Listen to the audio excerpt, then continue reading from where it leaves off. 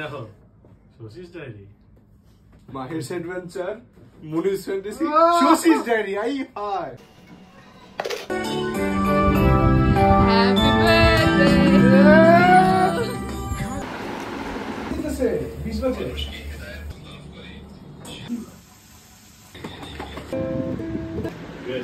Hello, আসসালামু আলাইকুম। কি অবস্থা সবার? This is Shashi from Shashi's diary.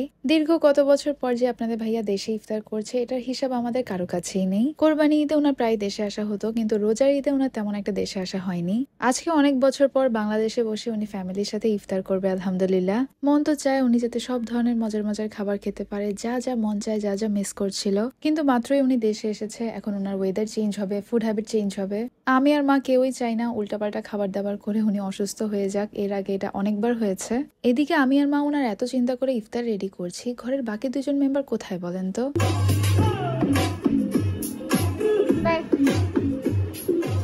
তো দেখতেই পাচ্ছেন, এই হচ্ছে তাদের অবস্থা। প্রতি বছর একটা করে স্পিকার কিনে এনে বাসার অবস্থা এই হাল বানিয়ে রাখে। মাকে তো আমি বলেছি সবগুলো স্পিকার যা যা আছে সবকিছু নিয়ে আলমারিতে রেখে দিতে। ইফতারের আগে ছোট ছোট কিছু ভিডিও ক্লিপ নিচ্ছিলাম, তো আমি বলছিলাম আমার পিছের লাইটটা যাতে না দেয়, এভাবে ভিডিও কোয়ালিটি নষ্ট হয়ে যাচ্ছে। কিন্তু আপনাদের ভাইয়ার একটা লাইটে পোষাবে না, হাজার হাজার লাইট লাগবে ওনার। যাই হোক, টুকটাক কিছু কাজ সেরে নিচ্ছি, কারণ মেইন যে কাজগুলো আছে সেগুলো আগে থেকেই রেডি করা ছিল, আমরা শুধু ভাজবো। মা এত সুন্দর করে এত আইটেম আগে থেকে ফ্রোজেন করে রেখেছে, ইফতারের সময় কাজটা অনেক বেশি ইজি হয়ে যায় আমাদের জন্য। নর্মালি তো আমরা চুলায় ভাজি, আজকে আপনাদের ভাইয়া যে এয়ার ফ্রায়ারটা এনেছে সেটা আমরা ইউজ করব। আমি বলেছিলাম ইউজ করার সময় আপনাদেরকে দেখাবো। তাড়াতাড়ি করে আমি সুন্দর করে দিতাম, কিন্তু আপনাদের ভাইয়া সব কিছুতে এক্সপার্ট। চারপাশে অডিয়েন্স ছাড়া ওনার কাজ করা পসিবল হয় না। এক পাশে আমাকে দাঁড়া করিয়েছে, এক পাশে মাহের, পিছে মাও আছে। নর্মালি বাসায় যখন ছেলেরা বলে না যে একটু হেল্প করে দিই, সবাই কিন্তু অনেক বেশি খুশি হয়ে যায়। কিন্তু আপনাদের ভাইয়া যখন হেল্প করতে আসে, আমি আর মা অনেক বেশি টেনশনে পড়ে যাই। কাজ করার সময় আশেপাশে সবকিছু ওলটপালট হয়ে যায়, আর কাজ শেষে আমি আর মা কিছুই খুঁজে পাই না। কিন্তু একটা কথা হচ্ছে, আশেপাশের জিনিস যতই ওলটপালট করুক না কেন, উনি যেহেতু শখ করে আমাদেরকে হেল্প করতে আসে, আমাদের আশেপাশে থাকে সব সময়, এটা আমাদের বাসার সবার কাছে অনেক বেশি ভালো লাগে। সারাক্ষণ আমরা হাসাহাসি করতে থাকি ওনার অবস্থা দেখে। এয়ার ফ্রায়ারের ভিতরে হালকা একটু তেল ব্রাশ করে দিয়ে উপর আমরা টেম্পারেচার সেট করে দিয়েছি, টাইম সেট করে দিয়েছি। ফার্স্ট ব্যাচে আমরা রোল আর নাগেটস দিয়েছিলাম, পরের ব্যাচে আমরা চিকেন দিব। যেহেতু আজকে এটা আমি ফার্স্ট টাইম ইউজ করছি, আমি 10 মিনিট দিয়েছিলাম, 10 মিনিট পর এখন উল্টে দিচ্ছি। দেন আবারও টাইমটাকে সেট করে নিয়েছি, এখন বাকি কাজগুলো করতে চলে যাচ্ছি। উনি বারবার জিজ্ঞেস করছিল যে ইফতারে বাইরে থেকে কিছু আনবে নাকি। আমরা বললাম যে বাসায় যেই কয়টা আইটেম আছে সেগুলো দিয়ে অনেক হয়ে যাবে। তারপরে যখন এত করে বলছিল, তো বললাম চিকেন বল নিয়ে আসতে। চিকেন বল আমার খুবই পছন্দ। এই চিকেন বলগুলোকে আমি ভেবেছিলাম সুন্দর করে স্টিক সহ সার্ভ করব, কিন্তু দেখেন না, তাড়াহুড়ার শেষ নেই উনার। সবগুলো স্টিক খুলে ফেলেছে। বললাম যে স্টিক সহ সার্ভ করলে সুন্দর লাগতো, কিন্তু ওই যে বললাম উনি যেটা বলবে সেটাই। তো ঠিক আছে, আমি আজকে এভাবেই সার্ভ করব।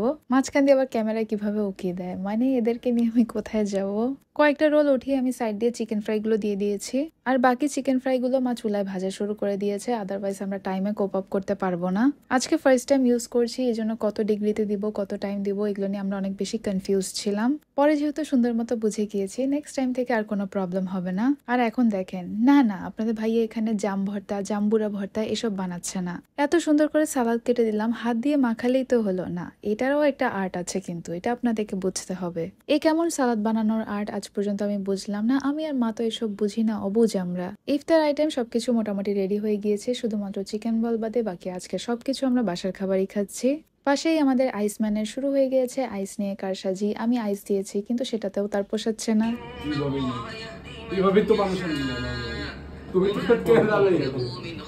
নিজে কিন্তু ইচ্ছে মতো বরফ নিল, যেই মাহের নেওয়া শুরু করলো মাহের পিছে লেগে গিয়েছে। আর এই পাশে দেখেন চিকেন গুলো কি সুন্দর হয়েছে। আসলে আমি ভাবতে পারিনি এত সুন্দর লাগবে দেখতে, এত অল্প তেলে চিকেন ফ্রাই করা যায়। আপনাদের ভাইয়াকে অনেক অনেক থ্যাংক ইউ, এত সুন্দর এত কাজের একটা জিনিস আমাদের জন্য নিয়ে এসেছে। দেখো Shashi's diary, Mahesh adventure, Munni's fantasy, Shashi's diary. আই হাই শশীস ডায়েরি না হলে বুঝলাম এই মনিমস ফ্যান্টাসি আর মাহের অ্যাডভেঞ্চার পেজগুলো কোথায়, সেগুলো আমাকে খুঁজে বের করতে হবে। দুজনকেই বলেছি আমি পেজ বা কোনো ইউটিউব চ্যানেল খুলতে, এত বেশি অলস তারা।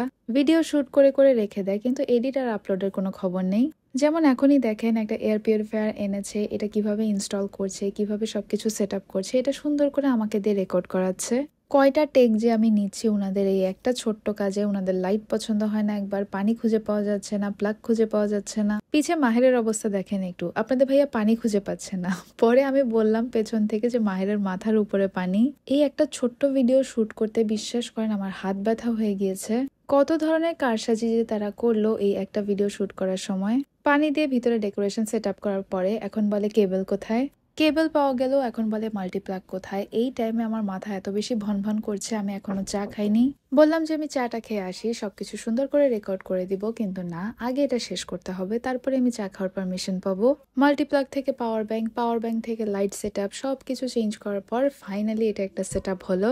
এত যে ইন্টারেস্ট সহকারে আপনারা আমার মতো দেখছেন, এটার কাজ কি জানেন? এটার উপর দিয়ে ধোয়া বের হবে, এটার লাইট জ্বলবে আর সুন্দর একটা স্মেল বের হবে। ব্যাস এতটুকুই। এটা দেখার পর এখন আপনারা সবাই কমেন্ট করবেন, ওয়াও ভাইয়া এটা অনেক সুন্দর, কোথা থেকে নিয়েছেন, এরকম জিনিস তো আগে দেখিনি। এই রিয়াকশন আমারও দেওয়া লেগেছে। তাও আপনাদের ভাইয়ার জন্য তো এতটুকু আমরা করতেই পারি, সবাই মিলে ওনাকে খুশি করে দিই চলেন। এই একটা এয়ার পিউরিফায়ার ইনস্টল করতে যেই পরিমাণ সময় লেগেছে এটাকে রেকর্ড করতে, এতক্ষণে তো আমি 3-4টা ভিডিও বানিয়ে ফেলতে পারতাম। ওনাদের শুটিং শেষ করে আমি দৌড়ে চলে যাই, আমাকে এখন 1 কাপ চা খেতে হবে। আজকে চায়ের সাথে একটুখানি কফি মিক্স করেছি কারণ আমার অনেক বেশি ঘুম পাচ্ছে। মুনিম ভাই চিনিটা দেখো। চিনি? হ্যাঁ।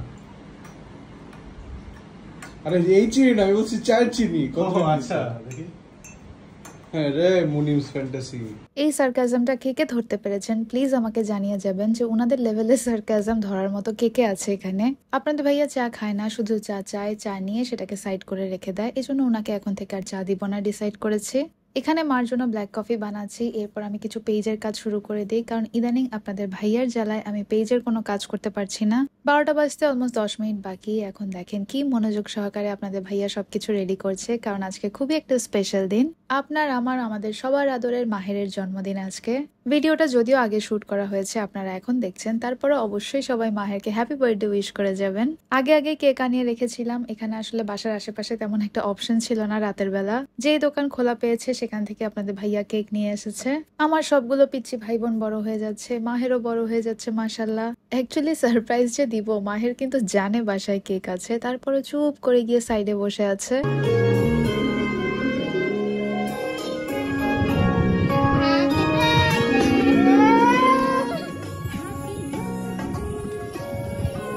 অনেক বছর পর আমরা যেমন সবাই মিলে একসাথে ইফতার করলাম, অনেক বছর পর আমরা সবাই মিলে একসাথে মাহেরের বার্থডে সেলিব্রেট করছি। সবকিছুর মধ্যেও একটু গ্যাপ রয়ে যায়, কারণ এবার বাবার সাথে নেই। যে জিনিসটা আমি আগেও বলি, দেখা যায় কখনো বাবার সাথে থাকে, কখনো আপনাদের ভাইয়ের সাথে থাকে। আমরা শুধু ওয়েটই করে যাচ্ছি কবে আমাদের ফুল ফ্যামিলিটা একসাথে হব। ইনশাল্লাহ হয়ে যাবো একদিন। সো হ্যাপি বার্থডে টু মাহের। সবাই মাহেরের জন্য বেশি বেশি করে দোয়া করবেন, যাতে ও অনেক বড় হতে পারে, অনেক ভালো মানুষ হতে পারে। আজকে 19 বছর আগে তুমি আমাকে জন্ম দিয়েছিলা, মনে আছে? হ্যাঁ। পেট থেকে বেরিয়েছিল। ওটা নিয়ে মা টেনশনে আছে। বড় ভাই না, ওটা থেকে তোমার খাওয়া দিই। আর আমি যে আসলাম এত দূর থেকে তো বার্থডের জন্য, আপনাকে খান। আসো মা টাকা দে। কম পিছে পিছে ক্যামেরাম্যান ঘুরতেছে। আসো মা বসো, টাকা দিচ্ছি তোমাকে। ওই লাস্টের মতো ওই যে হ্যাঁ 1 হাতে 20 টাকা, লাস্টবার তো আসছিলাম 100 টাকা। আমার এক হাতে 500 টাকার নোট আছে, আর এক হাতে 100 টাকার নোট আছে।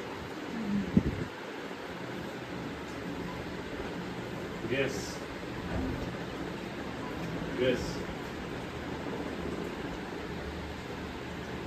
কোনটা?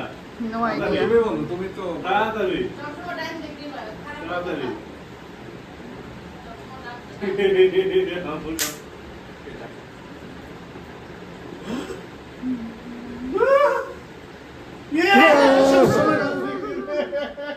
একশো টাকা।